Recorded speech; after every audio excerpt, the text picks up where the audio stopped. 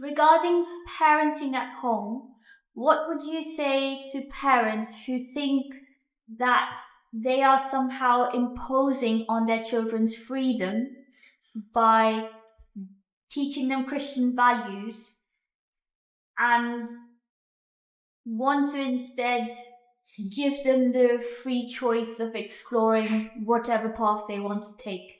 I would say that their attitudes have been more discipled by liberalism than they have been by Christianity. That's a liberal worldview, not a Christian worldview. Christian worldview is that you're born with an inheritance. You're born into a people. You're born into the Christian covenant, and you're raised in that covenant. And you accept it yourself either at baptism or at confirmation when you claim it as your own. And there's obviously conversations we can have around baptism. When's the appropriate time to have baptism? And there's questions around confirmation. That's a whole other topic of conversation.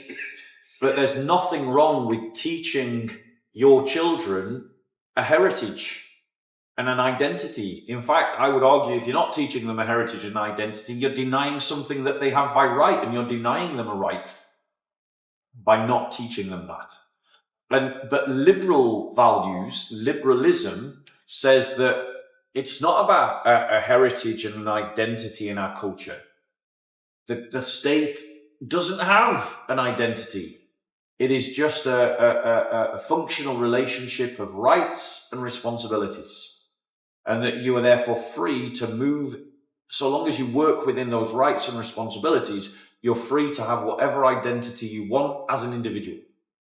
Now, funnily enough, that is a distortion that emerged from the Anabaptist movement in the Reformation. So again, it is something that had Christian roots. But if you look at the churches that come out of the Anabaptist movement, like the Mennonites and the Amish and the Bruderhof, all of those groups that came out of the Anabaptists, they're fully on board with the idea of teaching children an inheritance. They're fully on board the idea of discipling their children to the max. Yeah. And so, if you look at the Amish, they have above 95% retention rate of their youth. Above 95% retention rate of their youth. What's that telling you? It's telling you that they're doing something right, and we're all doing something wrong. So we need to learn from the Amish about how to hold on to our children as Christians.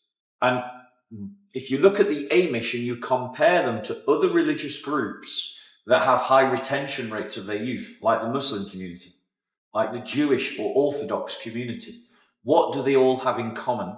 They alienate their children from the surrounding culture.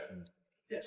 And they also bind together to create a Benedict-style community where their children grow up surrounded by people like them. And those are two things that Christians aren't doing.